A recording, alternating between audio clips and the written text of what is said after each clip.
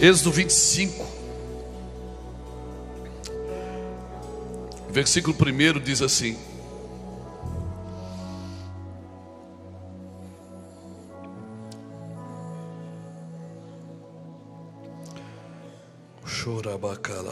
Disse o Senhor a Moisés: fala aos filhos de Israel que me tragam uma oferta. Fique tranquilo que eu não vou fazer outra oferta. Amém? De todo homem cujo coração se mover para isso voluntariamente, dele recebereis a minha oferta. E esta é a oferta que dele recebereis: ouro e prata e bronze, e estofo azul e púrpura e carmesim, e linho fino, e peles de cabra, e peles de carneiro, tintas de vermelho, e peles de finas, e madeiras de acácia, azeite para a luz, especiaria para o óleo de unção, e para o incenso aromático, pedras de ônix e pedras de engaste, para a estola sacerdotal e para o peitoral. E me farão um santuário, para que eu possa habitar no meio deles, segundo tudo o que eu te mostrar, para o modelo do tabernáculo e para modelo de todos os seus móveis, assim mesmo o farei. Até aqui, depois a gente continua. Diga assim comigo: Deus é um Deus de detalhes. Irmão, você precisa obedecer a Deus nos detalhes. Deus é um Deus de detalhes. Quando Deus foi construir o tabernáculo, Ele disse para Moisés: anda no meio do arraial, fala aos filhos de Israel, ver voluntariamente, dele você recebe. E o Senhor não diz qualquer oferta, Ele dá o detalhe. Ele diz: eu quero o pano dessa cor, eu quero a madeira de acácia, eu quero ouro, prata e bronze. Por isso que no sacrifício você podia dar um boi, um cordeiro ou uma ave. Deus criou uma situação para que todos pudessem fazer. O rei dava o boi. Você não vê ofertas de um rei dando ave, porque o rei dava o boi. Ele tinha condição de dar o boi. Quando a Bíblia diz que Salomão matava 1000 bois, na realidade ele não matava, ele dava os bois. Quem matava eram os sacerdotes. Então, para Deus nunca importou o que você faz, mas é o que você poderia ter feito. Porque Deus sempre Ele dá o detalhe para que você faça de acordo com os detalhes estabelecidos por Deus. Então eles não chegavam lá e faziam o que queriam. Deus disse: ó, eu quero o pano dessa cor, eu quero a madeira dessa qualidade, eu quero estofo azul, peles de carmesim, peles de camelos, peles de texugos, ou seja, de animais marinhos. Deus é um Deus detalhista, e eu não posso servir a Deus de qualquer jeito. Deus me chamou para viver uma vida de detalhes. Então é muito importante que a gente não coloque tudo numa vala comum. Deus, quando pede algo para você, Ele pede detalhes. Gideão um dia deu um boi para o Senhor, mas quando Deus pediu, Deus disse: eu quero o segundo boi, aquele que tem 7 anos. Deus, quando pede, Ele pede em detalhes. Por isso, quando alguém tem uma visão de Deus, diz: eu tive uma visão, mas eu vi assim que era redondo, era quadrado. Não, não era redondo, era quadrado. Certamente não foi de Deus, porque Deus é detalhista. O homem que serve a Deus, ele serve a Deus em detalhes. Ele não pode dizendo, até quando ele vai confessar os seus pecados, ele não diz: Deus perdoa os meus pecados. Ele dá o nome. Ele dá o nome dos pecados. Senhor, perdoa porque eu sou assim, eu sou viciado em pornografia. Senhor, me perdoa porque eu preciso de ajuda. Senhor, eu falo palavrão. Senhor, eu tenho desejos ilícitos. Ele fala. Deus gosta de ouvir os seus detalhes, porque quando Ele falar com você, Ele também vai falar em detalhes. Deus não fala por falar. Deus é coletivo nas suas ações, mas Ele trabalha no indivíduo em detalhes.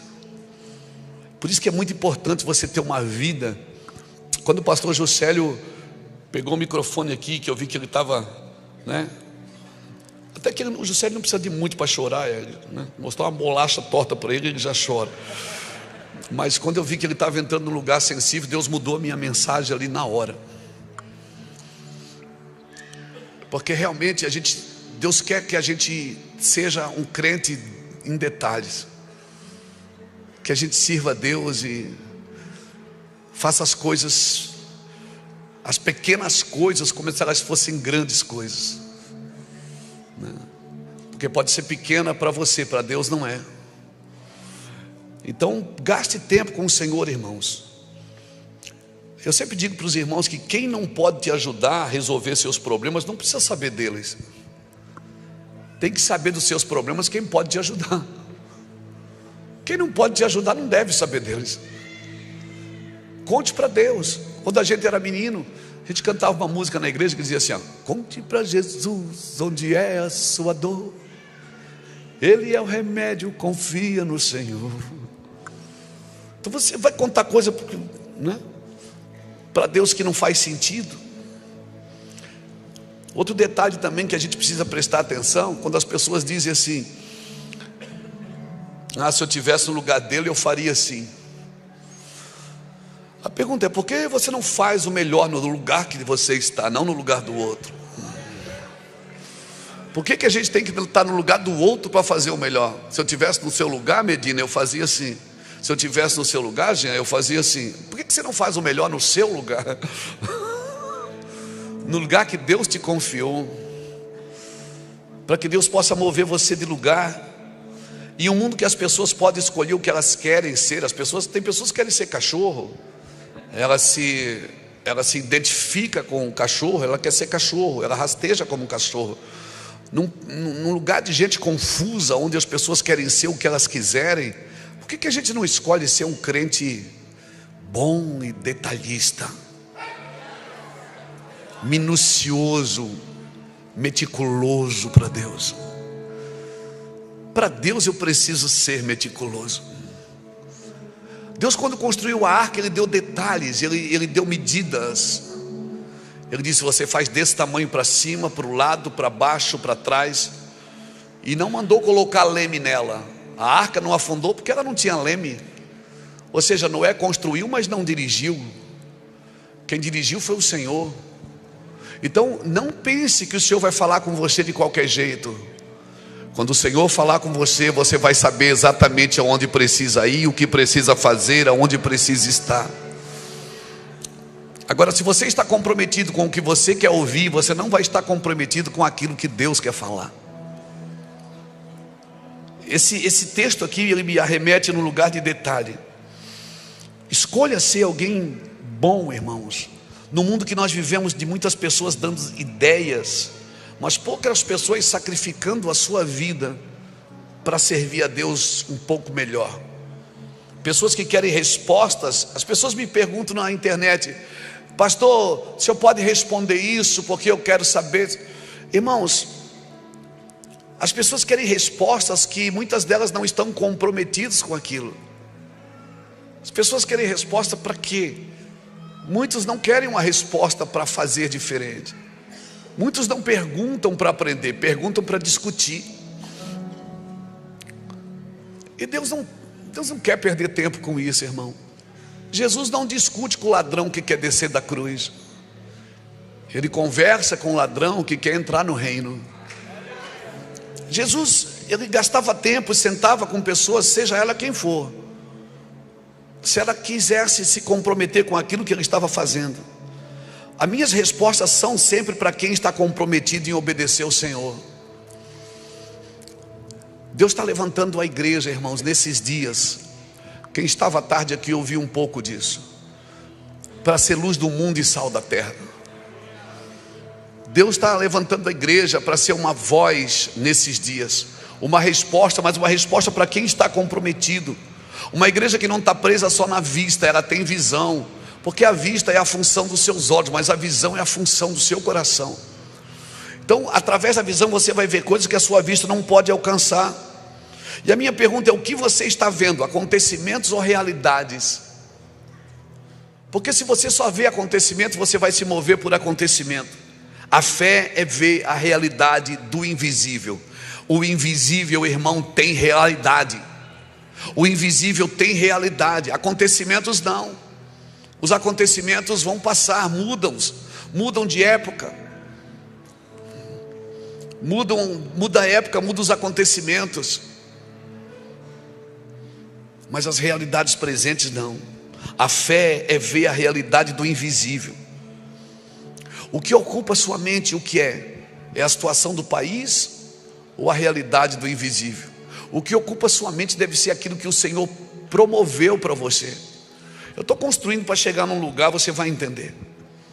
Então, nós como servos do Senhor, nós não podemos produzir admiradores. Nós temos que gerar nas pessoas o desejo delas servir a Deus em amizade. Não só admirar. Nós produzimos amigos, nós promovemos amigos, não admiradores. Você vai ver, por exemplo, na Bíblia, por exemplo, você vai ver a rainha de Sabá, ela admirou Salomão. Mas se você olhar em um outro texto, por exemplo, Nabucodonosor respeitou Daniel. Um sozinho que estava na Babilônia como escravo, foi respeitado pelo rei, por causa do seu comportamento, da sua conduta de ter uma janela aberta para Jerusalém. Um homem que orava a Deus, devoto àquilo que o Senhor fez na vida dele. Ele não estava mais na sua nação, ele não estava mais no templo do Senhor. Ele servia um rei que destruiu a sua família e as suas gerações, mas ele ainda era devoto ao Senhor. Então, pastor, qual é a maior igreja do mundo? A maior igreja do mundo, irmãos, não é aquela que tem mais gente, é aquela que está fazendo a vontade de Deus, é aquela que está obedecendo as Escrituras, não é aquela que tem mais gente. E se a fé que você tem no Senhor não te levar em alguns lugares, tenha uma certeza de uma coisa: a obediência vai levar. O que a tua fé não alcança, a tua obediência vai alcançar, irmãos. Mas pastor, eu não tenho fé. Mas obedeça, porque o que eu faço agora tu não entendes, mas tu entenderás depois. Mesmo que você não tenha fé. O problema é que as pessoas acham que a fé é um sentimento. Não sente, não tem fé. Tem que sentir para ter fé. Não, fé não é um sentimento, é uma convicção, irmãos. Fé é uma convicção que gera uma conduta. A minha obediência, ela tem que me levar onde a minha fé não me leva. E você precisa entender que Deus não leu meus livros de teologia para se comportar como eu acho que Ele vai se comportar. Jesus é indomável, irmãos. Jesus não vai se comportar como eu acho que Ele vai se comportar. Sempre que eu penso que eu consegui compreender como Deus age, Ele faz algo diferente. O que você sabe não é importante se você não faz nada com o que você sabe. O que você tem não é importante se você não faz nada com o que tem. O que você é não é importante se você não faz nada com aquilo que você é. Hoje eu vi os irmãos cantando sobre o fogo, o que aconteceu com o fogo é que o fogo só arde se a lenha estiver seca. Se a lenha não estiver seca, o fogo não arde. Nós precisamos entrar nesse lugar de total dependência ao Senhor. De total dependência ao Senhor. E quem coloca Deus em tudo não se decepciona com nada. Sabe, as pessoas estão esperando às vezes uma resposta da igreja. Não, o mundo não precisa de uma resposta da igreja. Quem precisa de uma resposta da igreja é aqueles que estão comprometidos com Cristo. A igreja, ela não tem que se intrometer nas ações do diabo. A igreja tem que ficar firme e constante, abundante no Senhor. Nós estamos vivendo hoje uma revolução silenciosa. O que é uma revolução silenciosa? Você vai ver por duas vezes nas Escrituras, por duas vezes nas Escrituras, que teve silêncio de 400 anos. Na primeira vez, de Êxodo capítulo 1 ao capítulo 2, teve silêncio por 400 anos. Ali foi quando nasceu Moisés. E depois teve mais 400 anos de silêncio, de Malaquias a Mateus. Foi quando nasceu Jesus. Ou seja, no período de silêncio, nos 2 períodos de silêncio, nasceu 2 libertadores. Então, irmão, a revolução silenciosa, ou seja, o silêncio de Deus é o prelúdio em que Ele está preparando libertadores. Então Deus não está de olhos fechados, nem de ouvidos fechados para a nossa nação. O Senhor não parou de agir, Ele só está levantando e preparando libertadores para a hora certa. Se você ler 1 Reis capítulo 6, versículo 7, na construção do templo, a Bíblia diz que não tinha barulho de martelo, nem de machado, nem de instrumento nenhum de ferro. Deus constrói em silêncio, porque Deus constrói pela palavra. Quando Deus constrói, não tem barulho de máquinas, porque Deus constrói tudo pela palavra. E quando você recebe uma palavra, Ana recebeu uma palavra e diz: assim seja feito. Pronto, ela já enxugou as lágrimas. A Bíblia diz que ela mudou o semblante. Ela não tinha filho ainda, ela não estava ainda com um filho no seu ventre, mas a Bíblia diz que ela mudou o seu semblante. Ela ainda não tinha coabitado com o seu marido, mas ela já mudou o seu semblante. Se uma palavra não muda o seu semblante, é porque você não acredita nela, irmão. Se uma palavra não muda o seu semblante, a Bíblia diz que Ana estava ali gemendo, ganindo, comparada com uma mulher embriagada. Ela disse: eu não estou embriagada, eu só estou desesperada, eu queria ter um filho. E Deus pensou: você precisa de um filho, eu preciso de um sacerdote. Vamos fazer o seguinte: se você me der um sacerdote, eu te dou um filho. Deus está disposto a te dar tudo que você estiver disposto a devolver para Ele. Deus está disposto a te dar tudo. Porque Ana, ela queria um filho, ela era estéril, mas quando ela foi pedir um filho, ela percebeu que o lugar que ela estava pedindo um filho estava mais estéril do que ela. Então ela fez um voto: se o Senhor me der, eu te devolvo. Se o Senhor me der, eu te dou de novo. E Deus disse: fechado. Você recebe um filho e eu recebo um sacerdote. E logo em seguida, aquele menino ouviu o Senhor o chamar por 3 vezes: Samuel, Samuel, Samuel. Agora, por que você acha que Samuel ouviu a Deus? Porque Deus ouviu a Ana. Uma geração que ouve a Deus é fruto de uma geração que Deus ouviu. Então, se você fala com Deus agora e você te ouve, certamente seus filhos vão andar numa velocidade muito maior do que você, irmão. Uma geração que ouve a Deus hoje é fruto de uma geração que Deus ouviu. Por isso que eu me emociono enquanto lá passava as fotos. Quantas noites naquele monte ali, sem dinheiro, sem nada, sem esperança, sem perspectiva, sem sonhos, sem nada. Não queria nada, eu só queria estar ali. Mas Deus nos ouviu, e hoje nós temos filhos para toda parte do mundo que estão ouvindo a Deus, com igrejas maiores do que a nossa lá de Itajaí. Por quê? Porque a geração que Deus ouve, que ouve a Deus, é uma geração que Deus ouviu. Então, se você pensa que Deus não está te ouvindo, você está enganado, meu amigo. Deus está te ouvindo. Comece a provar. Quando seus filhos começarem a ouvir a Deus, você vai entender que Deus te ouviu. Ana clamou e Deus disse: fechado, Ana, eu te dou um filho, você me dá um sacerdote. Deus está construído em silêncio. Não pense, não tem muita euforia nos dias de hoje. Hoje é discernimento, é entendimento. Eu tenho saudade daqueles cultos da euforia, como eu tenho saudade daqueles cultos que a gente botava muito e dizia: receba, com eco. Hoje, alguém me perguntou esses dias: pastor, por que as pessoas não caem mais na unção? Eu digo: porque Deus está derrubando elas por dentro. Agora você não precisa mais empurrar ninguém, porque se não caísse a gente empurrava também. Tinha uns que eram duros que não caía. Eu tô bravo, eu não caí, irmão. Que raiva, cai, irmão, dá uma força pra gente.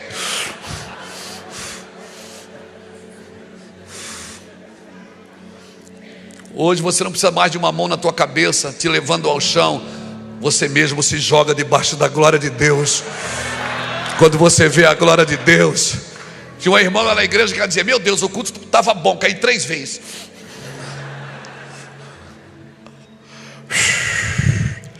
Deuteronômio 27:5 diz assim: edificarás para o Senhor um altar de pedras, não usarás ferramentas sobre ela, faz de pedras inteiras.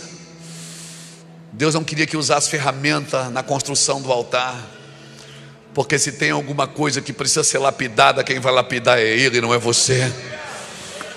Quem vai lapidar é Ele. Deixa as pessoas chorarem no altar, deixa elas gritarem. Como o Lapa disse, a gente leva hoje o meu irmão Júnior, que hoje é o pastor Júnior, o profeta Júnior, que está indo construir uma base missionária agora não, faz 7 anos na Bahia, que está indo morar em Braga, ano que vem em Portugal, com outra base missionária.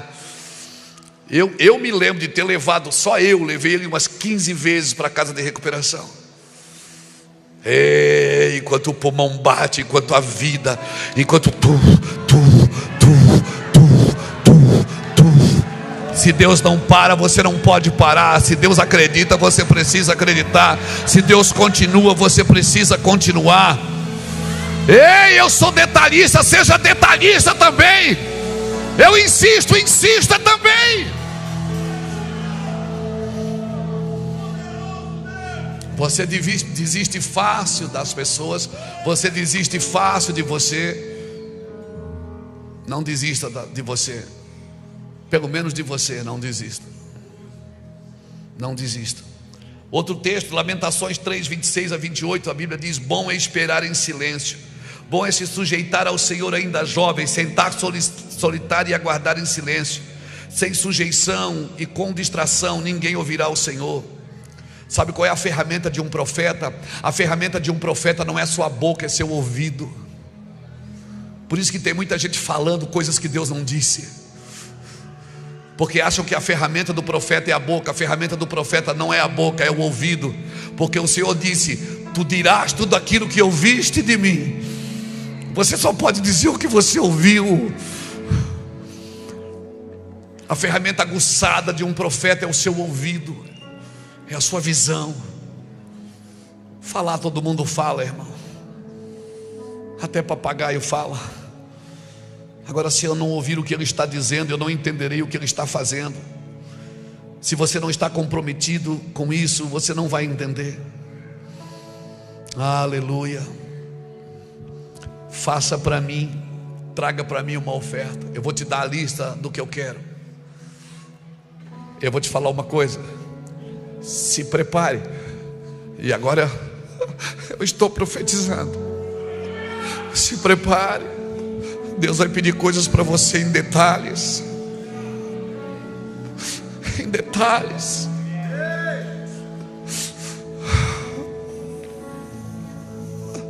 Até para os músicos o Senhor vai dizer: canta aquela. Não, mas a gente não preparou. Não precisa, canta aquela. Deus vai pedir coisas para você, como já tem pedido para essa casa: pureza, porque os puros verão a Deus, irmãos. Farão para mim um santuário. Farão para mim um santuário. Faça tudo como você viu no modelo aqui em cima. Ele disse para Moisés: faça tudo como você viu, que eu te mostrei. Não é como você quer, é como eu te mostrei. Faça como eu te mostrei. Faça da cor que eu te mostrei. Faça do tamanho que eu te mostrei. Faça com os materiais que eu te mostrei. Entenda, Deus não quer seu trabalho, Ele quer sua obediência. É sua obediência. E você vai perceber no versículo 10 em diante que a primeira coisa que eles fizeram, Rodrigo, foi a arca. Deus manda fazer o tabernáculo, José, e ele começa pela arca, porque ele sempre começa de dentro para fora. Ele nunca começa de fora para dentro. Ele diz: faça para mim um santuário. E aí ele começa no versículo 10: também farão para mim uma arca de madeira. A primeira coisa do santuário que ele mandou fazer, Paulo, foi a arca, porque ele sempre puxa, Paulo, de dentro para fora. Sempre é de dentro, Paulo. Sempre, Wagner, de dentro para fora.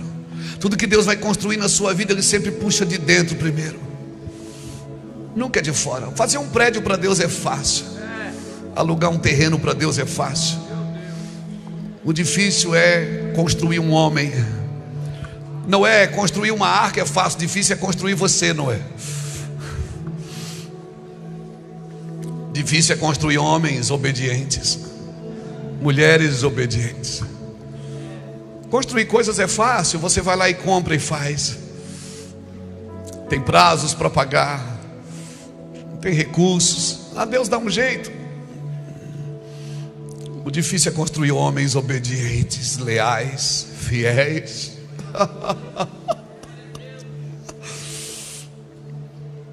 A arca é o primeiro móvel que Deus mostra, porque ela é a réplica do trono de Deus no centro do céu.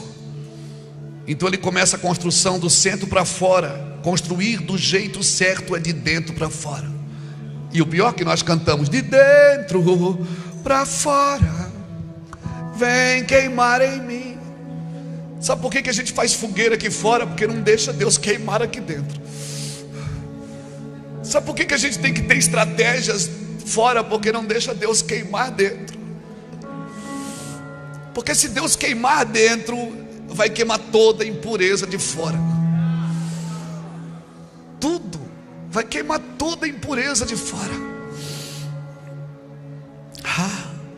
E antes de formar a estrutura, por que Deus começa de dentro para fora? Porque antes de formar a estrutura, que tipo de coração nós vamos ter para manter a estrutura? Fique tranquilo, Juscelio, a estrutura não vai desviar você, porque você e a Lulu têm um coração no Senhor. Deixa crescer. Pega o terreno do lado, pega o prédio do lado, pega da frente, pega de trás, pega tudo que Deus botar na tua mão, meu filho, porque tu tens um coração que não se perde por coisas. Fica tranquilo, porque antes de Deus dar a estrutura, primeiro Ele dá um coração para governar a estrutura. Quem tem um coração para governar a estrutura não se perde. Quanto mais o meu van cresce, quanto mais igreja abre, mais eu estou entrando no coração dele. Eu não quero nada, Natan, eu quero ele. Eu quero estar com meu Deus. É só o que eu quero. Ah, meu Deus, eu já quis ser o maior pregador do Brasil, eu já quis ter a maior igreja da terra. Eu só quero ele lá, nós só queremos ele. Ver aquela foto ali lá no monte, que me queimou, cara. Me queimou. Quantas noites eu passei lá. Ninguém me conhecia, eu não tinha milhões de seguidores. Eu não tinha escrito nenhum livro dos 44 que eu já escrevi. Eu não tinha nem nada. Era só uma Bíblia, uma caneta marca-texto e um caderno de revelações que eu dizia: uau, meu Deus! Coisas que eu estou pregando hoje, que ele falava naqueles dias. Quando eu vi aquela foto ali, eu me lembrei. Eu digo: uau, olha ali. Não é o tamanho da estrutura, que tipo de coração nós teremos para cuidar disso tudo que Deus tem. Agora olha o versículo 17 ao versículo 22. Põe aqui do versículo 17 ao versículo 22. Alô? Farás também um propiciatório de ouro puro, de 2 côvados e meio será o seu comprimento, e a largura de 1 côvado e meio. Olha, tudo detalhes, está vendo detalhes? Altura, comprimento. Para que Deus precisa desses detalhes? Porque quem não obedece detalhes é difícil, irmão. Farás também 2 querubins de ouro batido, e os farás nas 2 extremidades do propiciatório. Ou seja, na tampa do propiciatório toda de ouro, já saía 2 querubins assim, ó. Um querubim na extremidade de uma parte, e o outro na extremidade da outra parte, de uma só peça. Com o propiciatório fareis os querubins nas 2 extremidades dele. Os querubins estenderão as asas por cima, cobrindo com elas o propiciatório, Estarão eles de faces voltadas a uma para a outra, olhando para o propiciatório. Porás o propiciatório em cima da arca, dentro dela porás o testemunho que te darei, ou seja, as pedras que ele daria. Ali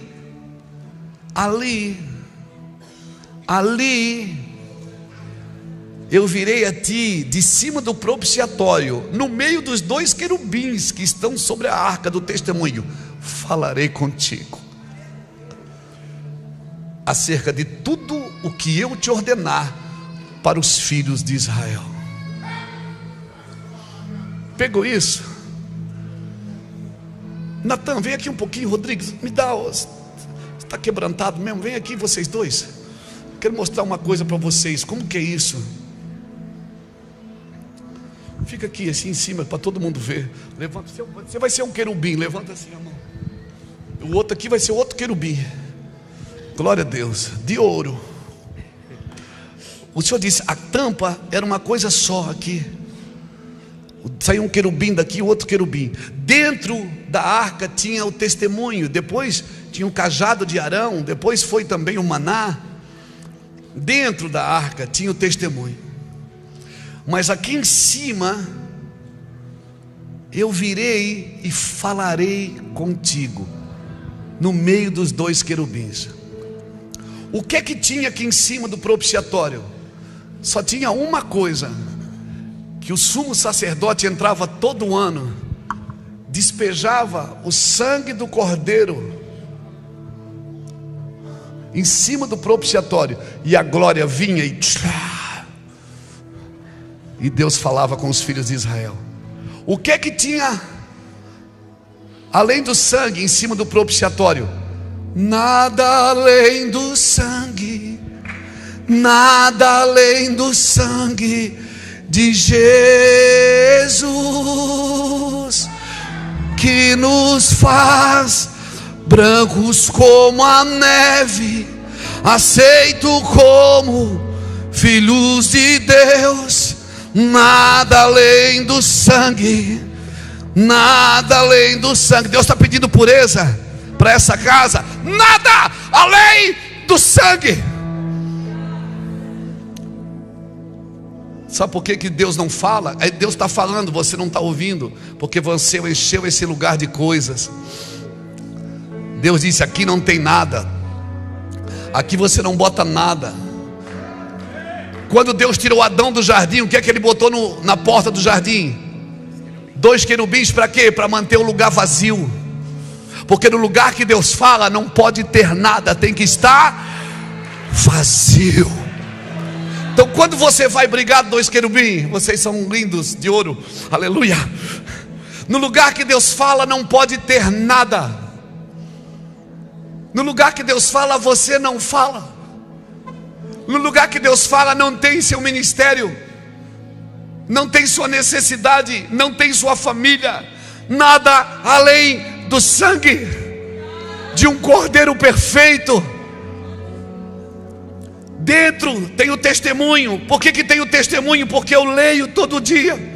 Todo dia eu leio dentro. Eu estou colocando dentro o testemunho dentro. Mas para ele vir e falar em cima disso. Irmãos, antes de formar a estrutura, que tipo de coração nós vamos ter para cuidar dessa estrutura? Ali eu falarei contigo, de dentro para fora. O que tinha ali? Nada. Deus está falando uma vida com você e às vezes você não está ouvindo. Por quê? Porque está cheio de coisa ali em cima. Oração não é para dar ideias para Deus, é para ouvir a Deus. Quando você vai orar, é diferente de ir adorar. Quando você vai orar, você até conversa, mas quando você vai adorar, você não pede nada, você não coloca nada. O lugar tem que estar vazio. Não tinha nada, não tinha nada, não tinha nada. E ali eu virei e falarei contigo acerca de tudo que tu tens que falar aos filhos de Israel. O centro era vazio. Diga para alguém que está do seu lado, não coloque nada onde Deus quer falar. Se você quiser ouvir, não coloque nada. Antes do tabernáculo, construa a arca. Antes do templo, faça o altar. O altar é que mantém o templo, não é o templo que mantém o altar. O que me mantém no púlpito é o meu altar em casa. O púlpito não me mantém no altar, é o altar que me mantém no púlpito. E eu nunca subi nenhum púlpito que ele não estivesse lá. Eu nunca.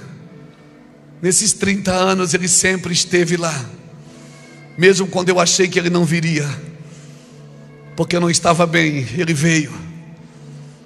Porque ele não vem se eu estou bem ou mal, ele vem se eu creio. Tinha dia que eu não estava bem para falar, eu não estava bem nem com a Iraci. Tinha dia que a gente não estava bem, e eu disse: hoje eu não vou pregar, eu não estou bem. Eu sei muito bem o que é isso, quando a gente tem que pregar, parece que a gente não está bem. Mesmo quando eu não estava bem, ele veio. Porque o que mantém você no púlpito é o altar que você construiu para ele. Não coloque nada no altar. No púlpito eu ainda trago os meus livros para mostrar. No púlpito a gente traz o SOS para mostrar. Mas no altar a gente não mostra nada. A gente só mostra a gente e o sangue do Cordeiro. Ali era uma vez por ano que o sumo sacerdote entrava. Mas depois que o véu foi rasgado pelo sangue da nova aliança, todos são sacerdotes reais e todos podem entrar agora. Todos podem entrar pelo novo e vivo caminho, pelo sangue da nova aliança. Nada além do sangue. Nada além do sangue. Sabe qual é o problema de muitos moveres? É que eles não têm princípios fixos. Eles têm até o mover em cima, mas não têm o testemunho dentro. Não tem o testemunho dentro. O Senhor diz: coloca a arca, porque antes de eu vir em cima, vai ter que ter o testemunho dentro. Eu vou dar ainda os testemunhos para ti. Eu vou te dar as pedras. Fique tranquilo, eu vou colocar aí dentro. Se você tiver o testemunho, ele vai vir falar. É sim, a voz do Senhor é poderosa. A voz do Senhor desnuda as brenhas. A voz do Senhor quebra o cedro. Mas tem que ter princípios fixos.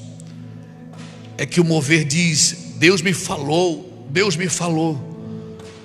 Como aconselhar alguém que Deus já falou? Mas muitas pessoas estão dizendo: Deus me falou, mas não tem testemunhos fixos.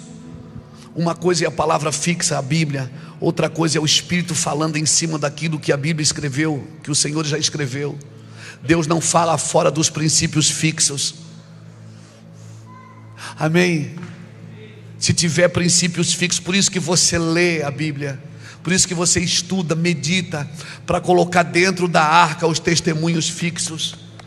Porque se tem testemunho dentro, ele virá sobre, e ele vai falar: ali virei e falarei contigo. É ali onde estão os princípios fixos do reino de Deus.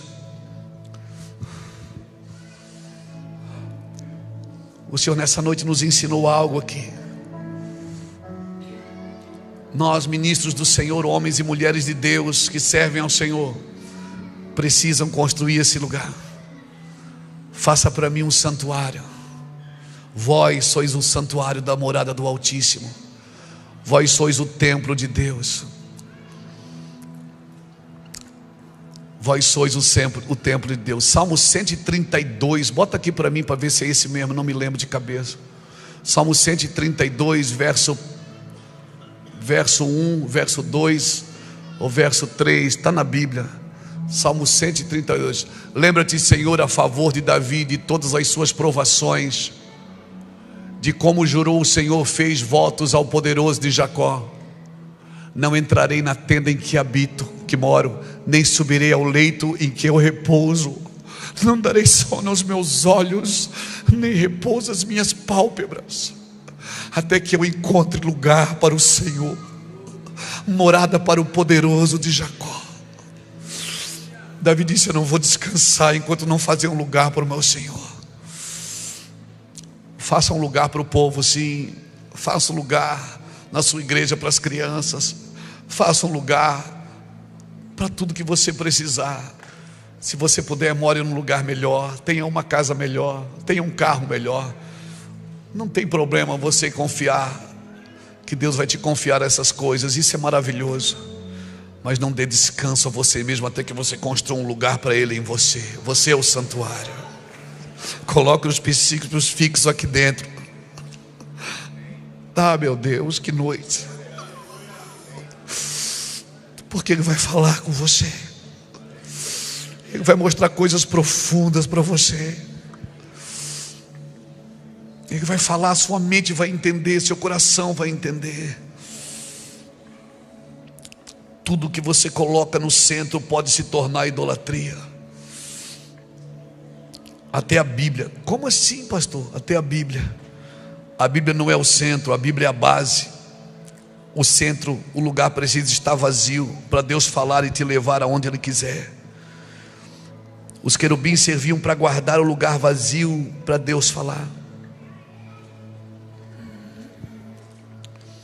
Quando nós reunimos em equipe, quando nós reunimos o presbitério, não é para tratar das coisas que nós precisamos fazer nos próximos dias, é para manter o lugar vazio. Às vezes nós fazemos reuniões fizemos agora dia 1º de julho, reunião de todas as igrejas do Ministério Mevan. Tantas coisas a gente queria combinar, tantas coisas a gente queria dizer, mas chega lá, irmão, a gente começa a buscar Deus. Quando você reunir a sua equipe, procure saber se o lugar está vazio, se nada tomou o lugar que é dele, e dizer: aqui Deus pode falar. Mantenha o lugar vazio. O meu ministério é estar com Ele. O seu ministério é estar com Ele. Bota aqui Marcos capítulo 3, versículo 13 para mim. Por favor, Marcos. Depois subiu ao monte e chamou os que Ele mesmo quis, e vieram para junto dele. Então designou 12 para estarem com Ele e para os enviar a pregar. Primeiro Ele os enviou a pregar ou chamou para estar com Ele? Ele não envia ninguém para pregar que não está com Ele, irmão. O seu chamado é estar com Ele. Estando com Ele, você é enviado a pregar. Porque daí você não vai falar o que quer, você vai falar o que Ele está dizendo. Então Ele te chamou para estar com Ele. Ele subiu ao monte. Ele não desceu para estar com eles. Ele subiu e disse: venham. Ou seja, você tem que entrar aonde eu estou. Ele chamou os 12 para estar com Ele e depois os enviou a pregar. Como eu me atrevo a pregar sobre Cristo se eu não estou crucificado com Cristo? Por favor, irmãos, essa noite que fique gravada no seu entendimento, no seu coração. Quando a mesa precisou ser servida, os apóstolos chamaram e disseram: olha, nós precisamos de gente para servir a mesa lá, porque nós vamos permanecer na oração e na palavra. Irmãos, não saia do altar por causa da mesa. Servir é importante, mas tem que ser a partir do altar. O altar não é a partir da mesa, é a mesa que é a partir do altar, não a partir da mesa. O ministério ao Senhor é superior ao ministério ao povo. Ministrar ao Senhor é superior do que ministrar ao povo. Adorar com plateia é mais fácil. Adorar ao Senhor sem plateia, sem fotos, sem reconhecimento humano, esse é o seu chamado. Nação santa, sacerdócio real. Nós não ficaremos mais puros se nós não estivermos mais com Ele. Só Ele tem esse poder de nos purificar. Nós precisamos estar com Ele. Eu quero estar neste lugar, onde não tem nada no centro, onde você pode falar: meu Senhor, eu quero ouvir. Amém? Amém, irmãos? Eu quero chamar você para vir aqui na frente.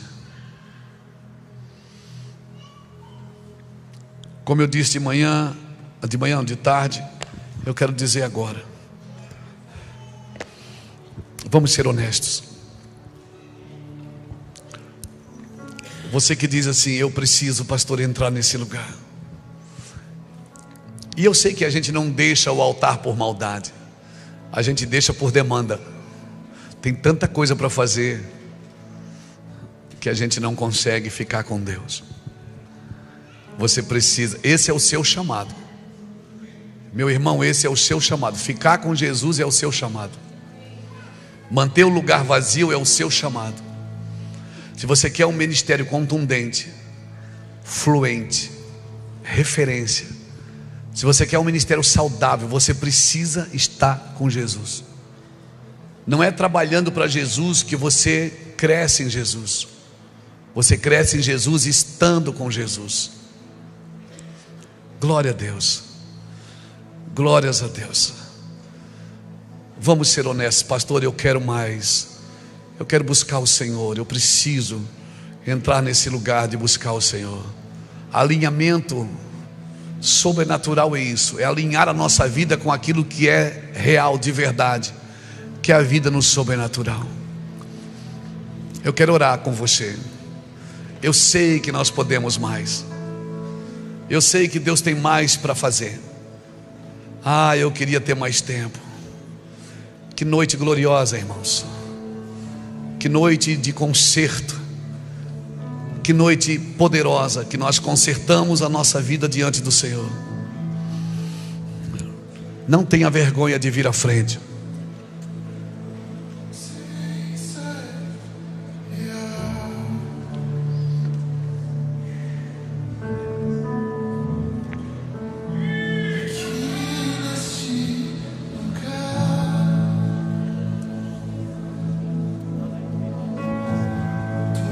A presença é real.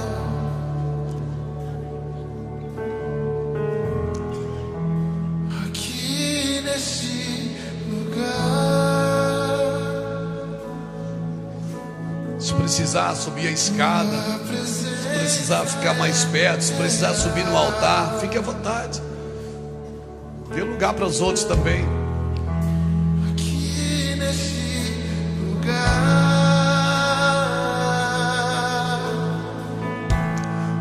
A presença é real.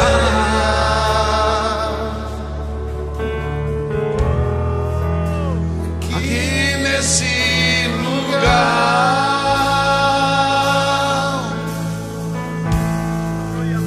Então adorarei.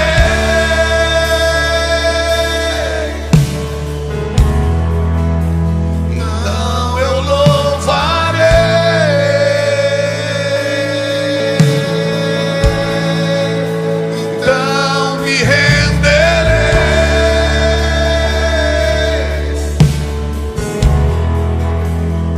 totalmente a ti.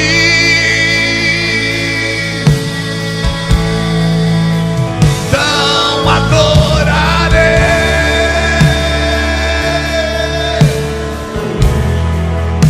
Então eu louvarei.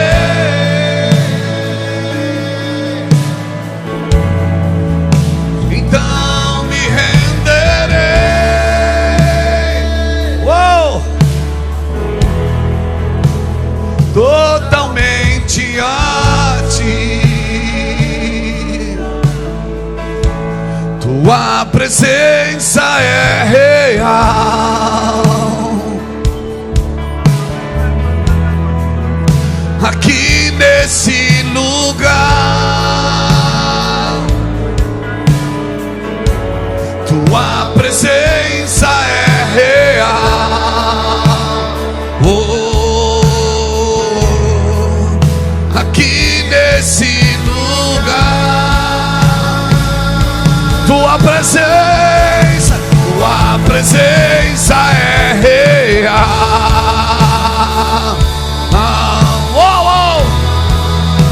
Aqui nesse lugar. Tua presença é real.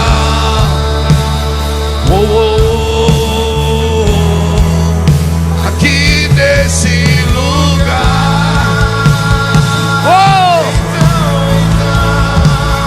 Então adoro.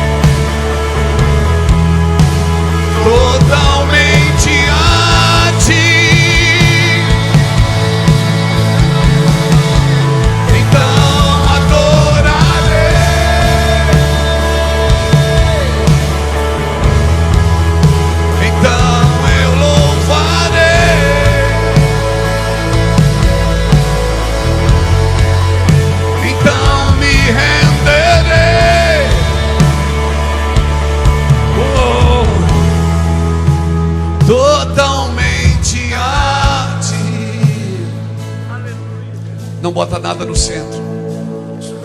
Quer um conselho? Não coloque nada no centro. Deixe o centro vazio. Você pode ter 1 milhão de coisas para fazer. Naquele lugar precisa estar vazio. Onde você se encontra com Deus, não está sua esposa, não está seus filhos, não está seu trabalho, não está sua empresa, não está seu ministério. Nada está ali. É só você e Ele. E você não vai para falar, você vai para ouvir. A arma de um profeta não é sua boca, é seu ouvido. Porque se ele ouvir, ele sabe o que ele tem que falar. Se ele não ouvir, ele tem que baixar mensagens na internet de alguém que está ouvindo.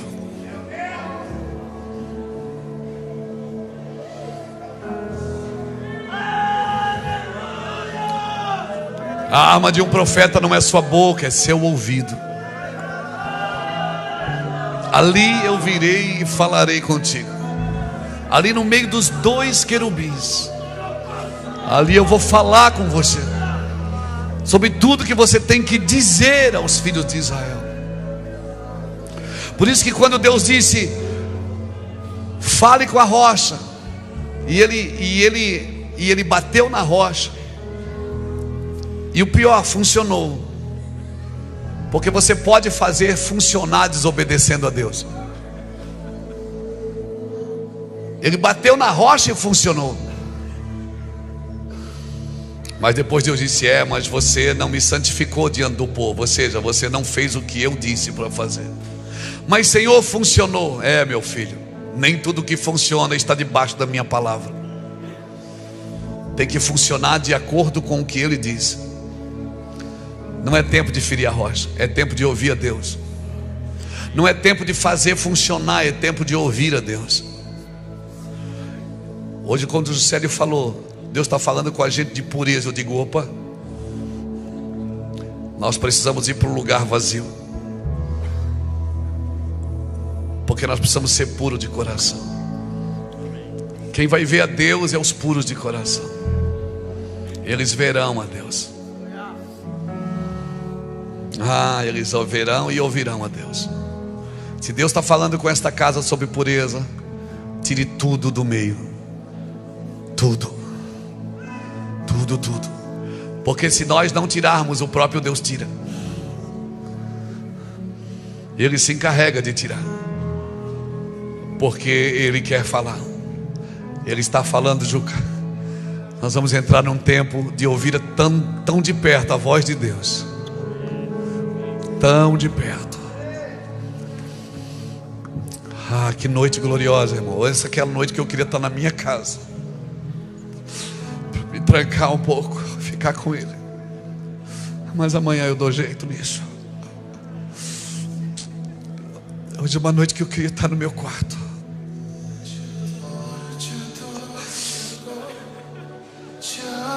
Obrigado, Juscelio. Obrigado por aquela palavra de pureza. Obrigado. É isso, nós precisamos voltar em alguns lugares. Eu me lembro da primeira oferta que o pastor Juscelio ganhou quando foi pregar fora da igreja do Mevan. Ele chegou lá em casa desesperado, com uma oferta na mão dentro do envelope. Meu pastor, ganhei isso aqui de oferta. Eu digo: é seu? Não, mas eu já tenho meu salário. Eu digo: não, mas é seu. Não, pelo amor de Deus, eu não vou ficar com isso. É do Senhor, todo temeroso para tocar naquilo que não era dele. Naquele dia eu pensei: o Juscelio vai crescer muito no ministério. Ele vai crescer muito no ministério. Com esse temor, com esse zelo, ele vai crescer demais. Porque quem não tem zelo com coisas materiais, jamais terá com coisas espirituais. Irmãos, por isso que muitos irmãos estão orando, estão jejuando, estão subindo aos montes, estão se perdendo por dinheiro. Graças a Deus por aquele dia. Graças a Deus. Eu sou rodeado de homens que continuam no mesmo lugar, fazendo as mesmas coisas. acreditando no mesmo Deus, com a mesma simplicidade de sempre.